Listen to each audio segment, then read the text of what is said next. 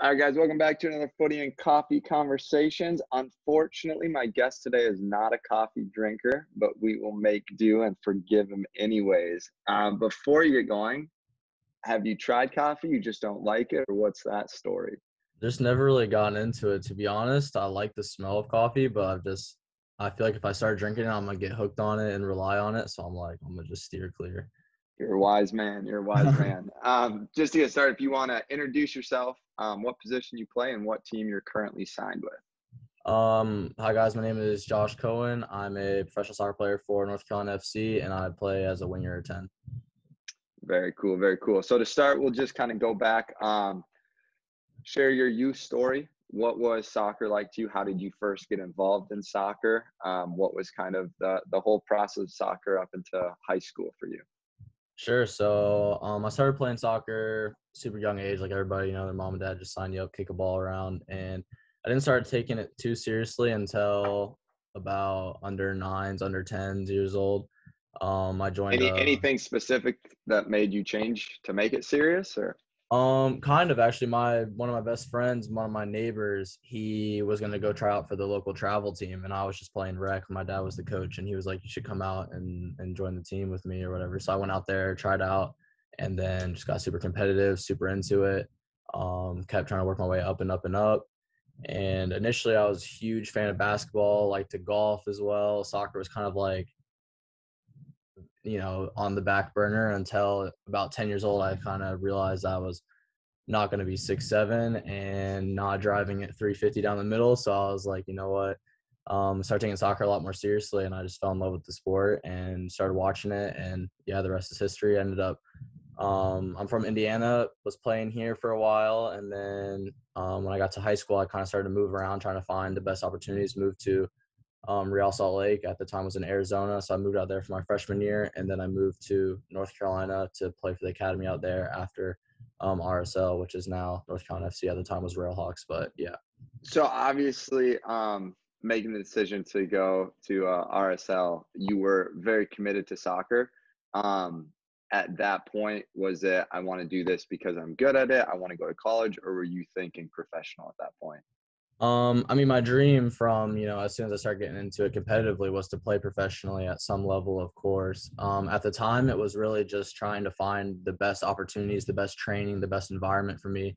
I wouldn't say that there was ever like a specific end goal, like I need to go here to try to get to college or whatever. It was always just, I want to find the best opportunity, the best team, the best place I can play, the best team for my development. And luckily, I have great parents that were supportive of me and let me go out there at 13, 14 years old and move across the country alone and take on a new challenge. But yeah, I was always just trying to find ways to better myself and my opportunity, really. Now, how challenging is that at a young age to leave home to chase the dream? It was tough at first, of course. I miss my family, and especially being so young, it was difficult being away from them. But all the guys out there were amazing. The facilities, the staff, everything was amazing, and it becomes a dream just to go to school, play soccer, and you're in Arizona, go to the pool every day after school, just go play around the performance center and everything. I mean, it was a great experience. And I tell people this a lot. I don't think I was necessarily even ready for it at 13 or 14 years old to go and try to, be a pro before a pro, really. I mean, the way they run it out there, you're professional before you are, even in college. So I wouldn't even say I was ready for it, but it was definitely an eye-opening experience, and it gave me a lot of value moving forward. Yeah, I'm sure. I know, and obviously in Europe, it's a lot more common, but to Yeah, American players, it's such a foreign concept to leave home at that age. Obviously, most definitely. kids stay at their local club until high school or college and then leave. So then Exactly. you went out to Carolina, played on the U19s team, Yeah, I think was at the it? time it was like 16s and 18s, so 16s, played 18s. years out there. Yeah. Okay. And at that point, you're starting to consider playing college. Was there any thought of skipping college, trying to go straight professional, or what was that kind of process those last years of high school? Um, Not really any thoughts of skipping college, I wouldn't say. For one, I thought I still want to take my education seriously. You never know what's going to happen. I wanted to get a degree, especially because I certainly wasn't good enough to go pro out of high school. I don't think I wasn't physically ready for it. I've always been kind of a late bloomer physically, so I just wasn't ready to go play against grown men. I don't think we had an amazing college team or academy team. We did super well in the academy. We were always top 10 in the country my 16s and 18s year, made playoffs every year. So we're very good. So definitely college was just like on everyone's mind. I think our team pretty much put everybody into school, but and at really good schools as well. So I wouldn't say I was ready to skip college. And a lot of people ask me, like, is college soccer, beneficial? There's a lot of negativity around it. And of course, there's tons of things that we could go on and on about that need to be Right. fixed in college soccer. But I think it is good for someone like me, at least. I wasn't ready to go pro at 18 years old like the guys in Europe do, or some guys that are signing homegrown now. So it definitely gave me a chance to, continue to develop, continue to grow physically, and be ready now, and give me that extra couple of years to catch up. Yeah. So what's the college recruitment process like for you? What schools were you looking at? How'd you decide on the final school?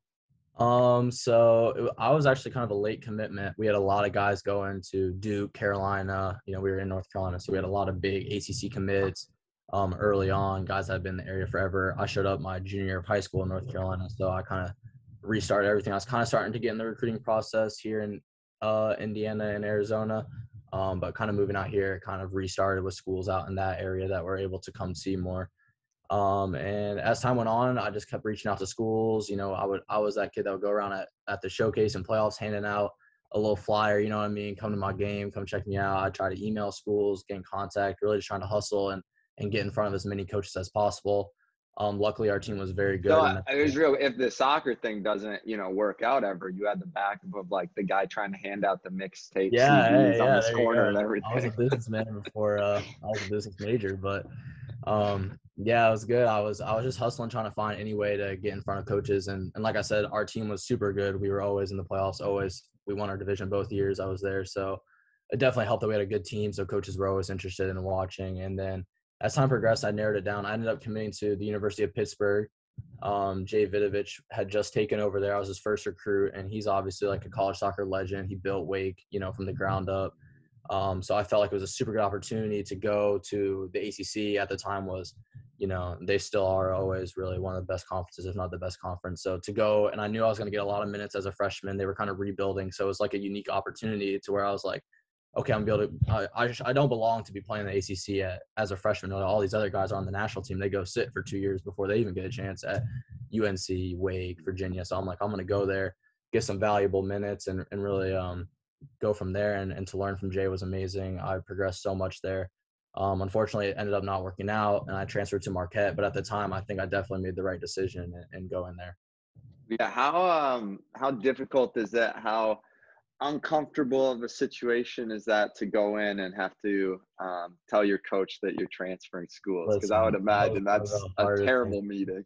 One of the hardest things I've ever had to do. Jay is very professional, very cutthroat, business minded, and to go face him in the office one on one, I was sweating bullets. I sat in the bathroom, like their office is on the second floor, or was on the second floor of one of the. It was like our weight room, and there's a track in there and everything, and they were on the second floor, and I was in the bathroom on the first floor just for 20 minutes in the stall, just like I got to go up there. It's gonna be horrible. I was sweating bullets, but yeah, he was really understanding about it, and it went well. It was quick in and out, 3 minutes. I was super shocked, but yeah, it's not easy, that's for sure. Now I Yeah. think it's a lot easier that they got the portal or something, and they can just put it in online. I wish that was the case. Yeah, but I mean, at the same time, probably some valuable life lesson of learning to Sure. face that and have to deal with it, Yeah, even though it's uncomfortable. definitely. Then you end up choosing Marquette. Mhm. Finally, come back a little bit more to the Midwest. Yep. But what's the process like? Because obviously, a lot of players understand the process of their senior year and sending tape and all of that, but now you have 2 years of experience, you have minutes in college, all of that. So in some ways you're more desirable because you're a Yep. more finished product, but then in other ways now you're recruiting just for a shorter amount of time as a coach. So unless you're ready to stick in and play, you maybe are overlooked or passed by some coaches, or coaches say, oh, he might be a problem, he's leaving, this, that, and the third. That's not even true, but they just kind of, Oh, yeah. don't want to deal with that. So what's that process like? 100%. It's similar to, getting recruited out of high school, at least from my experience, but also very different, like you said. You kind of restart from scratch. In my case, I was very lucky because I had a lot of minutes in the ACC. You know, I'd started 20 plus games, played 30 plus games, and gotten over 2,000 minutes in the best conference in the country. So for me, it worked out really well because I had that on my resume, and I was able to say, like, listen, I can come bring real valuable experience to whatever other schools were out there. But I was definitely so nervous because I transferred after the fall semester, going to the spring. So I got, you know, Christmas break pretty much to figure it out, and I'm gonna have to go wherever it lands. Luckily, I had a lot of interest right away. You know, I sent out the emails. I had been kind of formulating a list of a ton of emails leading up to going and speaking with them, just to kind of be prepared so I wasn't wasting time. I see a lot of kids, they kind of just, oh, I'll just transfer, and then, you know, a week later they're like, oh, I guess I should start reaching out. I'm like, where are you gonna go? You got to be on it. So I kind of put together a big list of numbers, emails, and as soon as I talked to him and got the release that Friday afternoon, I sent it out to however many schools, 30 schools. And luckily I heard back from quite a few right away. I had some good options. So definitely took a big weight off my shoulders. But I know a couple kids had a similar experience and they were left scrambling and they weren't as fortunate to get some opportunities right away. So it's definitely a stressful time. It's kind of risky, but it's also kind of rewarding. You kind of feel like a fresh, you know, exciting time. You can kind of reinvent yourself and go wherever. So it's good. And like you said, it can be difficult, but luckily for me, it worked out pretty quickly, pretty fast. And I got some good offers. Marquette came through and I was really excited about that. So I'd never even been to the state of Wisconsin before. Oh, No really? lie. When I showed up on campus for the first day of school, that was the first time I'd ever been to the state. And I was just like, you know, they gave me a good offer. I thought the program was heading in a good direction. They had some good players. I was like, you know, that's what I care about now. I'm not here to get the tour of campus and get the whole, what are the dining halls, what are the dorms. I didn't care. I was like, I need a good program where I can play, and that's all I cared about. So it worked out really well. And you came at like the worst time of year with that Yeah. wind coming off the lake Oh in there. man, Oh I my never goodness. felt anything like that cold up there. I was there one time in January and Yeah. that was the worst wind I'd ever felt. It was like every building Oh, I'd go inside for 10 minutes, get the courage oh, to yeah. walk one more building. The wind blows off the lake and it just rips through whatever you're wearing, hits you in the bones. It's insane. It's terrible. So you kind of answered, but the number one thing you were just looking for was just a stable, good program. At that point too, you also know more of what you want in a college coach, what you want and how the programs run. Um, with having multiple offers, was it in a sense easier to kind of just like ask what you needed to know, kind of not demand it, but in a way, you know, guarantee that you were going into the right environment? Definitely. I think I knew more like what to ask for, what to want, especially it's the same as a pro looking for agents or different teams, same with college transferring schools. You kind of understand now like the market, you know, what people, you know, are getting paid as a pro or getting offered scholarship as a college player. You kind of know what to expect. You kind of know, okay, this is what I feel I'm valued at. There's no more, you know, wishy-washy games. I think as a freshman, you're coming out of high school, coaches can kind of, oh, you know, we got this and that, and kind of toss you a bone or whatever. But I think when you're transferring, you have experience, you know, all right, this is what I've been around the game. I know the way that this works. I know what to expect. So yeah, I wouldn't say I demanded things, but I knew too, like, listen, if you really want me, they're going to give you scholarship. It's just how it works. If you're a guy that they're giving scholarship, you're going to play. It's just how it is. You, or at least you have an opportunity, a much longer leash to start. I kind of realized that Mhm. at Pitt. I was like, the guys that are getting a lot of money are playing. It's just simple as that. They're not going to be giving a whole scholarship to a guy to sit him on the bench. It's just not how it works. So I'm like, I need to see the money.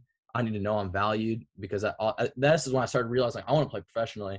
I can't go somewhere and, you know, start from scratch. I need to go, I'm coming in here. I want to be a guy that can come in here, contribute. I don't necessarily need to be the main man and get all the this and that, but I want to be in there. I want to be on the field. I want to be able to play, and I want to show what I can do and push on because I realized guys would just kind of go to, and I realized too, guys would want to go to an amazing program, and that's great. And there's nothing wrong with that. Of course, I would love to go to, you know, a top 5 program every year, win a national championship, but they'll go there and they'll never play. And by 3 or 4 years, they fizzle out. I'm like, I'm going somewhere I can play. I'm going to be respected. I'm going to be able to show what I can do because no one's going to, you know, try to sign me as a pro if I'm sitting on the bench. So, and I felt really valued by them. They made me feel real, like they really wanted me. I was like, all right, this is what I want. And it worked out really well. So I definitely, Absolutely. yeah, Yeah, worked. and that's what I always tell youth players, like take that 17 to 22 age range, and the biggest thing you need is minutes. And Oh, so even if you're 100%. at the best program, sure, great training, but if you're not getting game minutes, you're not going to grow and develop the way you need to. I couldn't agree more. So many kids want to go, and the Instagram post is probably cooler when you're posting a UCLA, a UNC, a Stanford. It looks all great. And of course, kids go there and play, and it's amazing. But if it's like, if I'm going to go there and be in the stands or the furthest thing on the bench and never play for 4 years, or I'm trying to go to, maybe a little bit of a lesser known or a little bit below school, but you're going to be the man, you're going to play. I mean, there's nothing more valuable than playing, especially if you're trying to push on and continue your career. I mean, that's the most important thing, is to play. Come on, but the free gear though at those Oh, schools. the Come gear. on. So talk to me, how does two years at Marquette go for you? Really well. I mean, I went in the spring. I did pretty well. I was starting out wide left, and it went pretty well. The fall, I kind of had a rough run of games a little bit, and I did actually get pulled for a couple of games in the beginning of my junior season What's fall. that like? I mean, I assume that's doubt of, did I choose the wrong Yeah, I school? mean, Or it's not easy, of course. No one likes to get pulled. No one likes to get benched, but I understood they weren't going to just let me go. I mean, it goes, hand in hand. Like I was saying, you want to go somewhere and feel valued and like you're going to play, but also you can't go somewhere and just be told how great you are and you walk on water. I mean, they still held a good expectation of me. And for me, I was always good going forward, but sometimes they'd say, listen, you're just not defending. You're not doing the other side of the ball. And in college, that's super important and definitely helped me develop as a player. I still knew they were holding me accountable, which was really good, and it forced me to improve my game in other areas that I could have gotten away with at other places. So I fought my way back in. Then the second half of junior year was probably my favorite time in college. We ended up going all the way to the Big East final. We started off horribly. I got benched, fought my way back into the lineup, started really going. I went from like 0-0 goals and assists to 3-3, I think, in the last couple of games. We went all the way to the Big East final. I mean, it was just like an insane run we went on, beat Creighton, who was the number 1 seed, and 13 rounds of penalties at their place. I mean, it was just amazing. So that run was so magical. Anybody that was a part of it will tell you. I mean, I've never experienced anything like that. So it turned around, and then senior year, we had a lot of good players.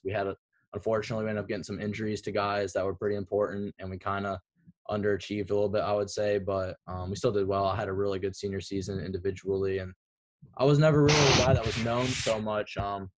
Even junior year when I was doing well, I was never a guy that was getting phone calls from scouts or agents or coaches. I kind of had to do it on my own and have a really good senior season to do it, and I did, and thankfully I started getting some attention and definitely helped me out. But yeah, I mean, it was a great experience at Marquette. Loved it.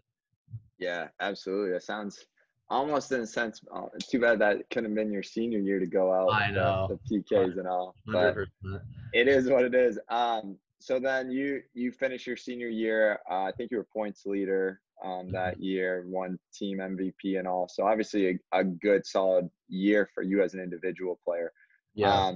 At that point, you're thinking, yes, professional. Is there kind of, what's your process? Are you thinking, oh, maybe there's a draft, maybe I get preseason? Do you get an agent right away? What's your kind of process into professional? That was a good question. I'm glad you asked that because my route was a little bit different as well in this.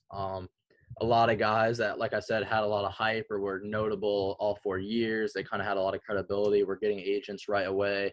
They were getting invites to the draft combines. It was a little bit different my year than usual years. I think there was less kids invited, and it was a little different. But regardless, I wasn't invited to any of that. I didn't have really any agents reaching out to me.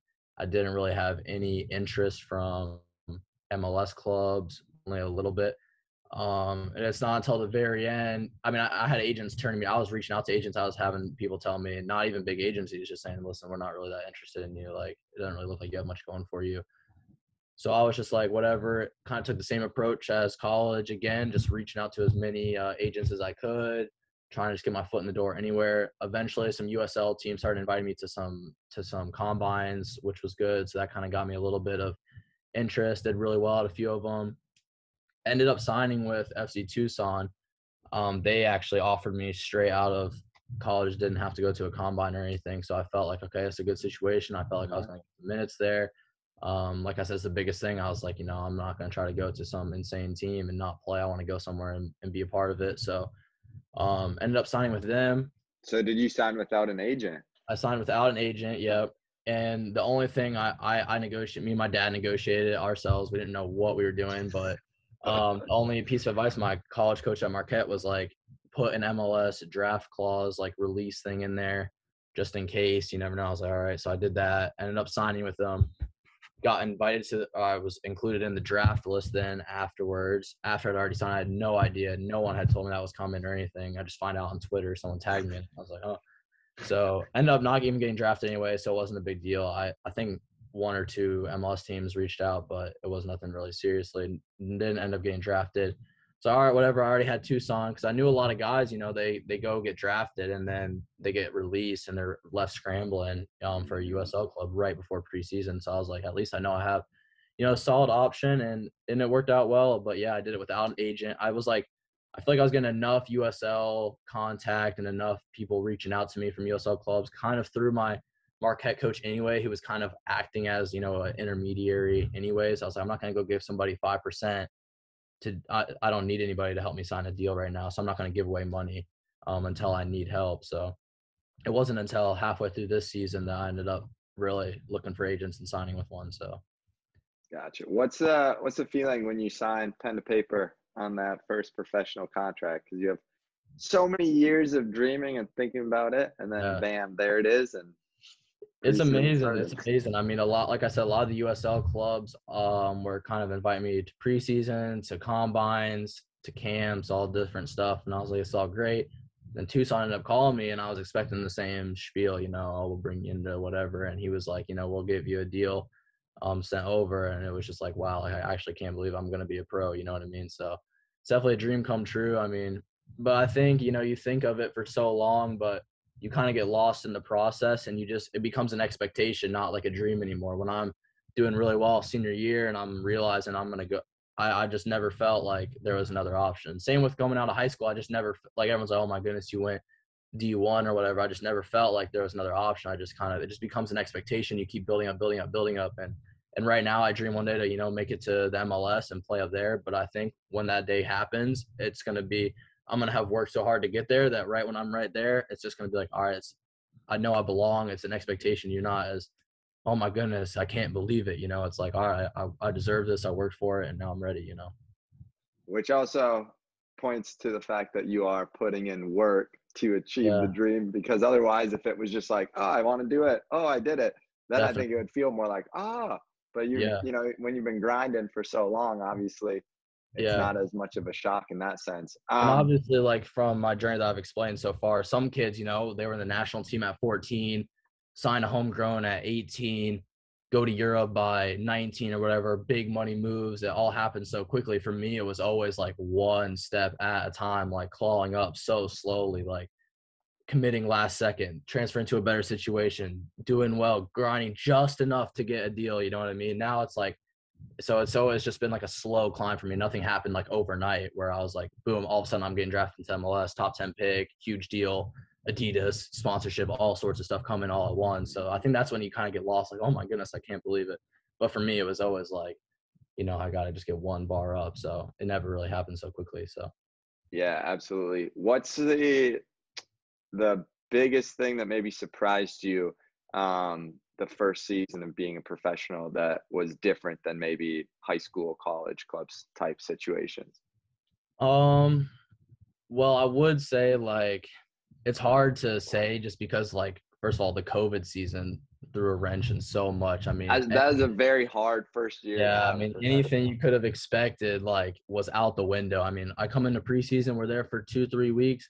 We get notification on our Instagram, MLS posted season is suspended indefinitely. Championship, then us. It was like, wow, it's actually happening. And it was just a crazy year. I mean, I can't even put it into words. It was all just like so random, so unpredictable. I mean, this whole year, 2020 was absurd. But I mean, being a pro, you just realize like how seriously you have to take it. Every day matters. You have to take such good care of your body. People think it's this, oh, you get to train for an hour and a half, play soccer for an hour and a half, get paid and go home and do whatever. I mean, people don't realize like the amount of work and stress that goes into it. I mean, it's absurd.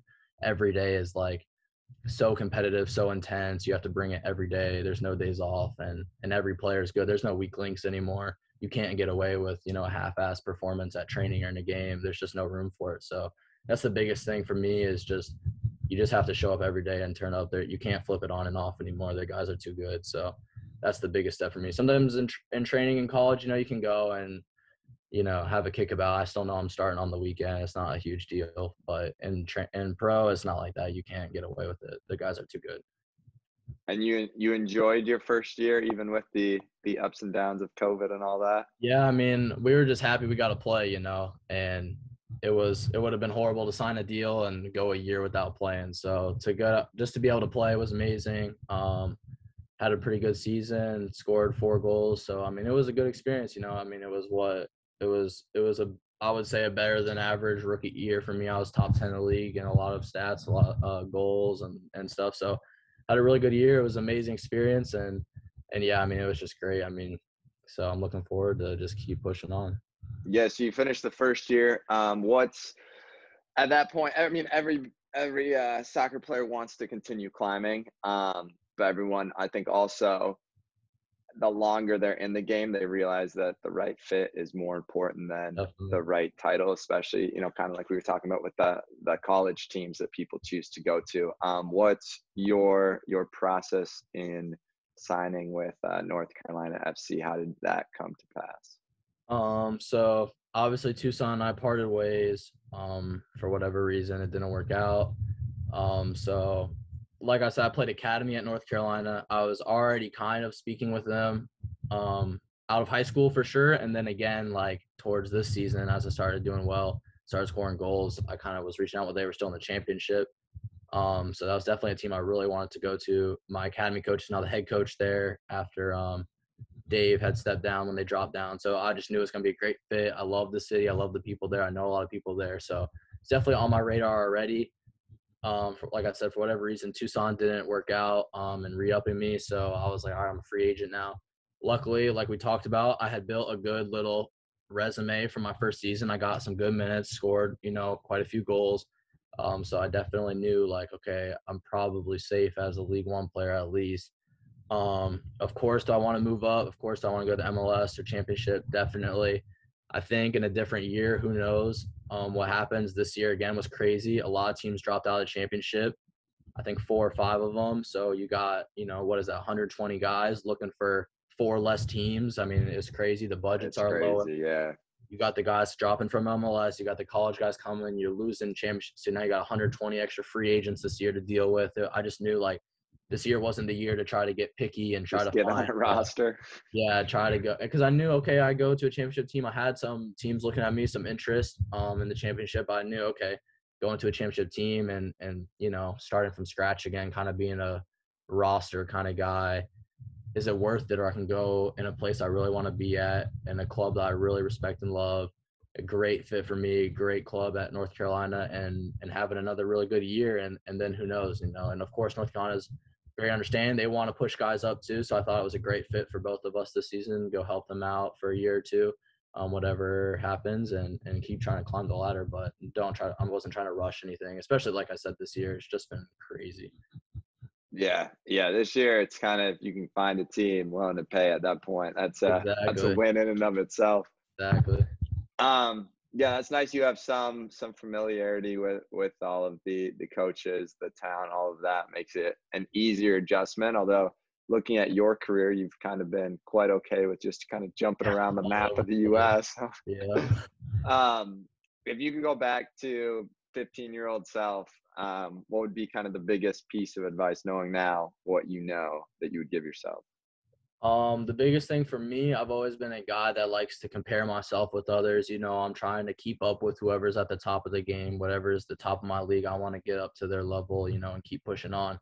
I would tell my younger self, listen, the guys that might be in the national team at 14 and 15 and you're not, aren't necessarily the guys, and a lot of times aren't the guys that even make it pro, even have a good college career. The guys that you think are killing it in school don't necessarily end up panning out. You just have to keep working, focusing on yourself, keep trying to better yourself and keep grinding because, some of the guys that you think, oh, I'm never going to get there might not end up ever even, making it to the level that you are at. You look back 10 years later, 5 years later, and you're like, wow, those kids were miles ahead of me then, and now they're nowhere to be seen. So just keep pushing, keep focusing on yourself one day at a time, and you'll end up where you belong.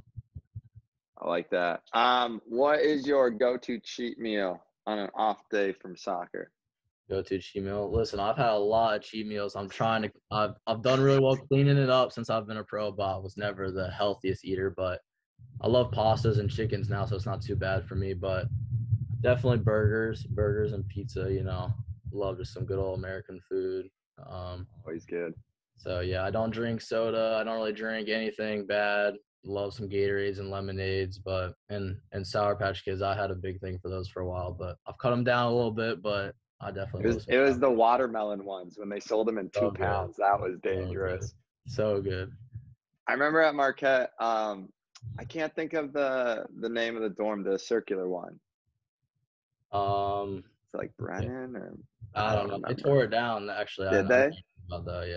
Yeah, Because I remember a girl that I was dating was there, and I remember yeah, every Monday night they would do at like 10 p.m. go down to the cafeteria on the first floor, and they had like hot cookies with yeah, ice cream, and I was yeah. like, freshman 15 is gonna be like freshman 25 if that's the sort of thing we I do it. know. They're not setting us up well. That's why they didn't put any of us athletes in that dorm. They put us in the one down the street.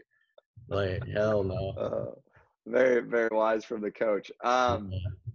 My last question is, what's your game you're most looking forward to? What's the team that you most want to beat in the League One? Um, I mean, I think, of course, all games are important. The political answer, of course, all games are you need to win. I want to win every game I play. I want 3 points every time. I want to score. I want to destroy teams. But of course, going back to Tucson, I mean, how can I not be looking forward to that game? Playing a lot of my friends from last season that went back, so it'll be a great game. A lot of familiarity there. So I'm really excited to go back and see those guys. And hopefully this year more fans in the stands so you can see what the different environments are at each stadium. Yeah, I mean, we didn't even have any fans last season at a lot of places. We didn't have any at Tucson. I think this year a lot of teams are having them, though. We're having them in North Carolina. I think Tucson got some. I know some teams already had them. So it'll be a good experience this year to kind of get that pro atmosphere and environment that I didn't really even get to see last season. We played in some cool stadiums, but and another game like Inter Miami, going down to Fort Lauderdale is amazing. That stadium's beautiful, but like with no fans, it's just bizarre. So it'll be good to get Yeah. the real deal this year. See, I like this year where we had fans, but it wasn't so many. Okay. Especially at times when COVID was maybe a little higher in our area, a lot of people didn't come. Yeah. And as a coach, it was the best because now no player could ever pretend like they didn't hear you yelling. Yeah. Hey, there you go. Everything was seen. So like the opposite winger, who like usually he gets a free pass one half of the game because I Yeah, can't oh, get I've over been to there. I him. know what it's like. He's Yeah, still got to work back now. I'm screaming at him. yeah, there you go. I've been there. All right, man. I appreciate you sharing your journey. I like it. I think it's unique in the sense that you were, especially for American player leaving home at such a young age, traveling around to multiple different environments, multiple different cities, states, both in high school, then college, and now even in professional. I think there's probably a lot of growth that you found out and developed through those different processes. But what I like about it too for our younger listeners is that every journey isn't the same, and that if you don't find the perfect environment right away, that doesn't mean it's the end of the road, and there's still other options and other ways to make it to the professional ranks. I'll say this one more thing, like I don't want it to come across as like a quitting mentality. Like if something's not working out, that you pack your bags and find somewhere else. It's just like any job in the real world. You're at a desk job from 9 to 5, and you think you can get more money somewhere else, or you can find a better opportunity somewhere else. I mean, you always got to be looking to better yourself. I see kids try to beat a dead horse at a place that's never going to work out, and they end up fizzling out. It's all about getting on the field, finding an environment that works for you, that you feel like you're going to thrive in, and then taking the most of it. So that's my biggest Hmm. advice. Yeah, absolutely. Yeah, and I'm not an advocate for just quitting when the situation gets hard, but I agree. There's also the balance though of just in anything recognizing your value and your contributions and skills, and if this is the right environment for your development, and that is obviously a different situation than just you know running and quitting Yeah. whenever I don't things want to say get I hard. wasn't quitting halfway through any seasons, Yeah, you know what I mean? I yeah. wasn't dipping halfway through seasons. I finished every season, you know what I mean? But I recognize maybe this isn't working out the way I felt like it was going to, or whatever the case was. And I was like, all right, I'm gonna find a place that, I'm really gonna do well. So that's the biggest thing. Absolutely, absolutely. I appreciate you sharing your journey with us, man. Awesome. Well, I appreciate you having me. Thank you guys. Yeah, absolutely.